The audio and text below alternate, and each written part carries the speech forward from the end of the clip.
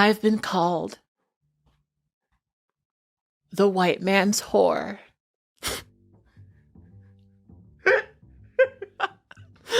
I'm sorry. I know that's not funny. It's not funny. Oh my God. Have you guys seen the Jerrod Carmichael reality show? It is just a lot. It's a lot. But one of the biggest subjects in that show is the subject of interracial relationships, specifically race play, a subject that we have spoken about a few times over here. Now, over on my side channel, I filmed an entire video going over all of my thoughts about the Jerrod Carmichael reality show, but I figured that I would share with you a clip over here that specifically speaks about the subject of interracial dating and race play. The thing that made me want to talk about this is I kept seeing conversations on social media about his interest in race play. And as a Black transgender woman who is predominantly dated outside of her race, I have a lot of things to say about that. Also, especially as someone who's in the BDSM community who quite regularly has to navigate around race play. So in this reality TV show, we are eventually introduced to his partner, Michael, who is a white man and a novelist. Also later on in the show, he is introduced to his parents as his longtime boyfriend. Now, this show starts with him professing his love to Tyler, the creator, who is the only Black man he ever expresses attraction directly to. There are several discussions of like Black celebrities that he is attracted to, but when it comes to who he interacts with directly, it's almost exclusively white men. One of the most jarring things about this show is that he shows himself going on a series of Grindr hookups, and pretty consistently all of these hookups are with white or potentially white Latino men. And in his previous specials, his preference for white men is a subject of conversation. In home videos, he has a conversation with his sister and presents the idea of him bringing home a white woman to see how they would respond to him bringing home a white man. And from that conversation, he got the sense that they wouldn't be very approving. And this is also a subject that comes up in his special, Nathaniel. Now, there are a lot of Black queer men that I follow who saw parts of this show and really had issues with this particular aspect of the show, this fixation that he seems to have on white men.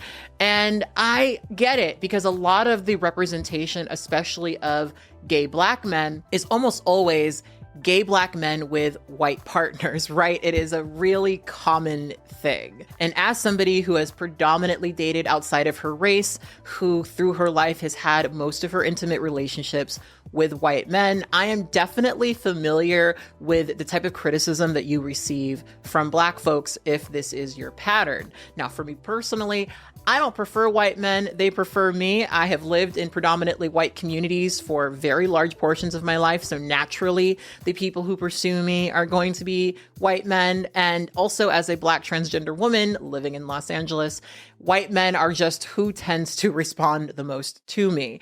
But it is worth questioning if you find yourself in several relationships with people outside of your race, if you are in some way avoiding dating people within your race. Now, I think that for a lot of Black people who are only used to dating Black people, their fear and concern with dating outside of their race is that they will be fetishized. And obviously, I think that is a very valid concern, because there are some people who predominantly date outside of their race because they fetishize people who are outside of their race. And one of the big reasons why I don't particularly like race play is mostly because I don't like racism, right? I don't get off on racism. So that's probably the biggest reason I don't like race play. But one of the biggest reasons I really dislike race players, let's be more precise with our language here, is that race players more often than not project race play onto you without your consent.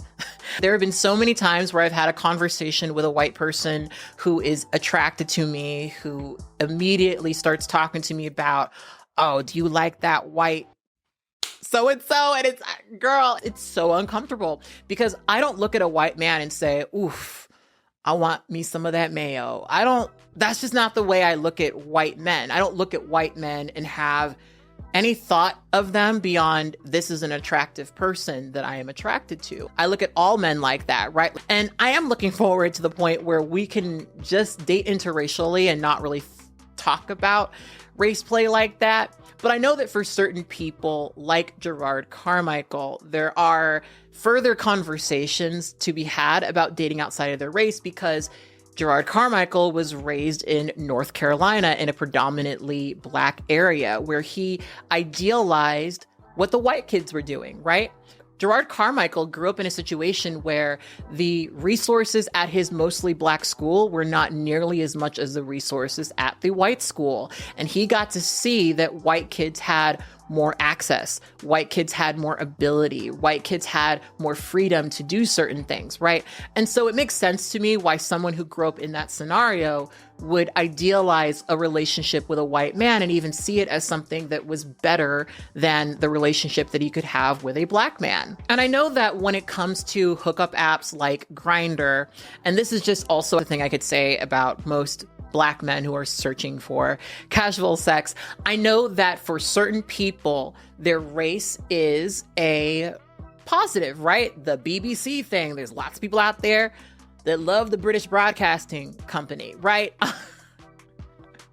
And so I know that for some people, presenting themselves as like a Black man, a BBC bull, I know that for some people, that is, for them, it feels like one of the only tangible sources of affirmation, sexual affirmation that they receive. And so I can understand how for Jerrod Carmichael, newly navigating his life as a gay man, that might just be a very easy slot for him to slip into. God, I just walked right into that, didn't I? I sometimes joke that like our relationship is like a slave and the master's son who like teaches me how to read by candlelight. Yeah, he groans too. He doesn't like that joke. I like that joke. That's my burden. I think that shit's hilarious. Now, Jerrod Carmichael was very widely criticized for making these statements on the show, and he actually went on The Breakfast Club of all places to defend himself, and it didn't really go the way he wanted it to. So, first of all, because the thing I want to clear up, and it's very, very important, if people got a short attention span, I want to make sure that they hear this part first, because you reported on, you played a clip of my stand-up, but it started at the punchline, and it like completely erased the setup of it, and I really don't like that. It made it seem like I was talking like I'm into some type of race, sexual, slavery role play with my boyfriend, which is untrue. It's so false. And I expect that type of thing from TMZ because they have no humanity. They don't care about the people that get hurt when they report these sort of things, but you're a friend. So I really didn't like that. I know you repeated it in the Neil interview. I didn't like that. That was very, very unfair. It was a joke. I saw that clip though. But yeah, but I need you to watch the show. And anybody who watches the show, it's not what I said. Yeah, it's so false. It's so untrue. And I don't like that because it's like, no, well, we'll get into that later.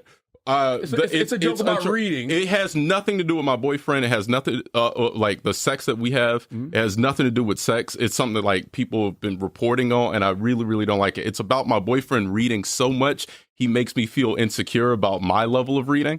And look, I get it. It's something that people have been running with because I have a white boyfriend. So like people like try and create some type of crazy story out of that. Like, and it's a small group of people really. Like I read all the tweets and it's like some gay Black men and some Ku Klux Klan members who don't like that I have a white boyfriend. And they agree on that. So congratulations. Like the Klan and Dr. Umar and, you know, some people find some common ground on that.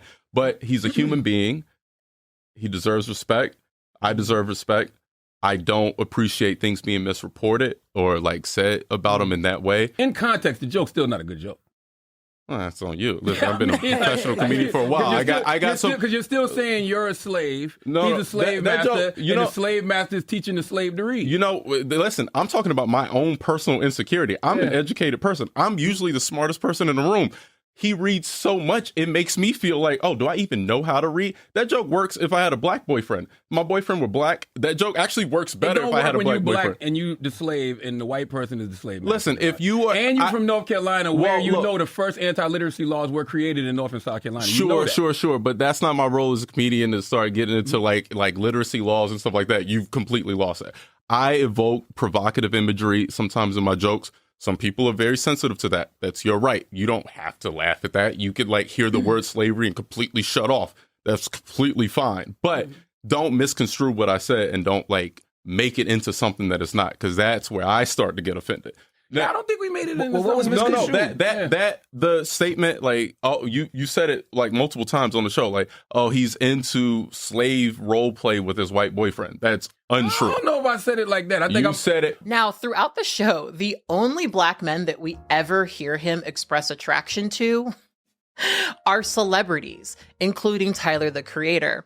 And that particular scene, I think, is worth talking about because it really picks at a general criticism that I have of the show, in that it didn't feel genuine at all, really. It's really clear that Tyler, the Creator, is not taking Jerrod seriously at all in these conversations about how he is attracted to him and has always been attracted to him. In fact, he's so unserious about it that he actually farts after he asks him out to an awards show. It is a lot. It's a lot. And it just felt contrived, right? It just felt so fake. I didn't really get the sense that Jerrod Carmichael had been carrying this torch for Tyler, the Creator. The impression that I got, honestly, is that it was staged, right? It was contrived. Now, in reality TV, at this point in the timeline, we accept that there's a certain degree of fake shit in reality TV, right? But the annoyance that I have with that is that fake shit within this series really stands out against what honestly seems like very honest explorations of some very upsetting, hard conversations that he's having as a newly out gay man navigating his relatively socially conservative family. So yeah, like I said, that is just a clip from a full video about the entire Jerrod Carmichael reality TV show. And I had a lot of commentary about it, especially because a big theme of the show is him trying to have a conversation with his mother, who is very, very religious, who does not accept his sexuality. And that's something that I've sort of dealt with a little bit in my family in my own way as a trans woman. So I figured that I would make an entire video speaking about all of those themes. And you can go watch that right now over on my channel, Movies in My Closet. Also, over on my Patreon, there is, get this, a 2-hour-long video of all of the video notes that I had for the Jerrod Carmichael reality show. I have taken to recording these video notes because it helps me make the final version of the video that I ultimately end up posting. And often the video notes are much, much, much, much longer than the actual video that I end up uploading. So if you're interested in hearing my full unfiltered thoughts as I develop my own thoughts about this show, go over to my Patreon. It's available for each of my $5 a month members. And if you've joined my Patreon, thank you guys so much for that. I'm so, so thankful to have people who support what I'm doing over here. As I've said here and on other places, I am trying to do something larger than I'm currently doing. And obviously that's going to take resources. We're trying to take this to the next level. So if you're interested in supporting me on my way to do that, Patreon is the absolute best way to do that. All right, I will leave you guys here. Like I said, go check out that video on Movies in My Closet. And until next time, I will see you. I want you to always remember and to never forget that you are beautiful and you are loved. Bye.